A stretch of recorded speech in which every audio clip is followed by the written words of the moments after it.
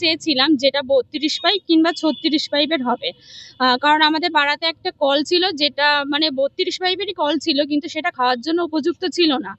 আমাদের দীর্ঘদিনের দাবি ছিল একটা যাতে পানীয় ভালো জল পাওয়া যায়, একটা কলের ব্যবস্থার জন্য, যাতে সবাই খেতে পারে, আমাদের পাড়ার লোকেরাও খেতে পারে আর রাস্তাতে যারা যাবে তারাও যাতে খেতে পারে। তার জন্য আমরা নির্দিষ্ট একটা জায়গা বলেছিলাম, যার জন্য রাস্তা দিয়ে যারা যাবে তারা যাতে সঠিক পানীয় জল খেয়ে মানে গরমকালে যাতে সুস্থ থাকতে পারে আর শরীর স্বাস্থ্যও যাতে ভালো থাকে, তার জন্য এটা আমরা দাবি জানানোর পরে 10 থেকে 15 দিনের মধ্যেই এটা পুরোটা কমপ্লিট করে দিয়েছিল। এটা শুধু আমার দাবি ছিল না, এটা আমাদের পুরো মানে পাড়ারই দাবি ছিল। এটা শুধু আমার ক্ষেত্রে আমি মানে তুলে ধরেছি, কিন্তু এটা সবারই মনে ছিল যে একটা পানীয় জল হলে ভালো হতো আর কি। আর এটা পাওয়াতে আমরা ভীষণই খুশি। আমরা পাড়ার লোক যেমন খুশি রয়েছি, তেমন হচ্ছে রাস্তা দিয়ে যারা যায় তারাও ভীষণ খুশি যে একটা সামনের কাছে একটা পানীয় জল পাওয়ার জন্য। আর আমরা এবার থেকে পানীয় জলের জন্য আর বাইরে কোথাও যাওয়া লাগবে না, আমরা এখানটাতেই ভালো এবং পরিষ্কার জল পাওয়া যাচ্ছে, তার জন্য আমরা ভীষণ খুশি। এটা হচ্ছে আমার স্কুলের রান্নাঘর, মানে স্কুলের মিড ডে মিল যেটা ঘরে রান্না হয়, ওই রান্নাঘর থেকে বৃষ্টির সময় জল পড়ছিল। তারপরে আমি চেয়ারম্যান সাহেবকে বলি, আমার ত্রিপলের ব্যবস্থা করা হয়েছিল, রান্নাও চলছিল। কিন্তু তারপরে পাড়ায় সমাধান যেদিন হয়, সেটা আমার বিদ্যালয়েই মানে ওই প্রকল্পটার শুভ সূচনা এখান থেকেই শুরু হয়। তাই সেখানে আমি আবেদন রাখি যে আমার বিদ্যালয়ের যে রান্নার জায়গায় জল পড়ছে বৃষ্টি হলেই, ওটার স্থায়ী সমাধান কিভাবে করা যায়। ত্রিপল তো আর স্থায়ী সমাধান নয়। সেখান থেকে চেয়ারম্যান সাহেব বললেন, গোপাল শেঠ মশাই, উনি বললেন যে তাহলে আমি এখান থেকে আপনার এটা দেখে টিনের শেডের একটা ব্যবস্থা করা হোক, তাহলে টিনের শেড হলে স্থায়ী সমাধান হিসাবেই ধরা।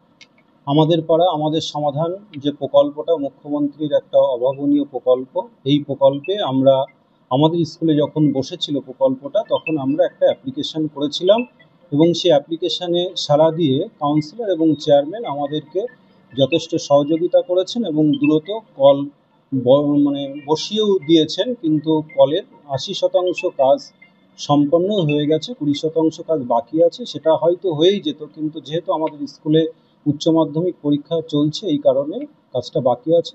কয়েকদিনের মধ্যেই সুসম্পন্ন হবে এবং আমরা শিক্ষক শিক্ষিকা ছাত্র সবাই ভীষণভাবে উপকৃত হব এবং জল পান করব।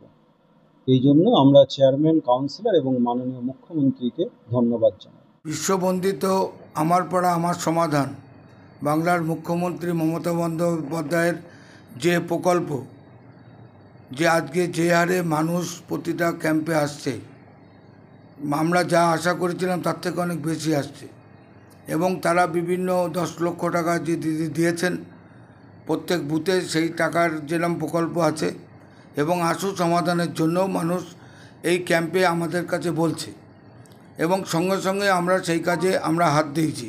যেমন কুমুদিনী স্কুলের যে জলের কুলিং মেশিনটা ছিল, ঠান্ডা হচ্ছিল না, সেটা সেখানে স্পটে বসেই আমরা ঠিক করে দিয়েছি। 2 নম্বর ওয়ার্ডে 32 পাইপ কল বসিয়ে দেওয়া হয়ে গেছে। আমরা 3 নম্বর ওয়ার্ডে যে প্রাইমারি স্কুলটি আছে তার শেড লাগিয়ে দেওয়া হয়েছে। মিড ডে মিল যেটা করে তার মিড ডে মিলের ঘরটা তৈরি করে দেওয়া হয়েছে। আমরা Bongaon Shaktigarh school, new Bongaon high স্কুলেও কুলিং মেশিনের কাজের প্রসেস চলছে। সুতরাং দিদির এই প্রকল্প আমার পাড়া আমার সমাধান মানে আমরা মানুষের সমস্ত বক্তব্যটাকে একটা জায়গায় করছি।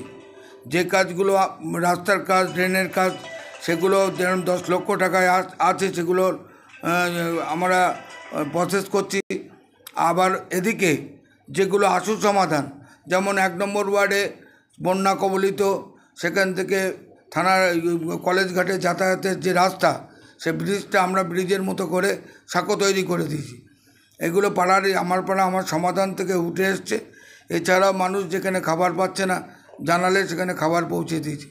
এইভাবে আমার পাড়া আমার সমাধান বনগাঁ পৌরসভা সমস্ত কাউন্সিলর আমাদের সহকর্মীদের নিয়ে আমরা আস্তে আস্তে এগিয়ে চলেছি এবং আমরা ডিপিআর জমা দিচ্ছি।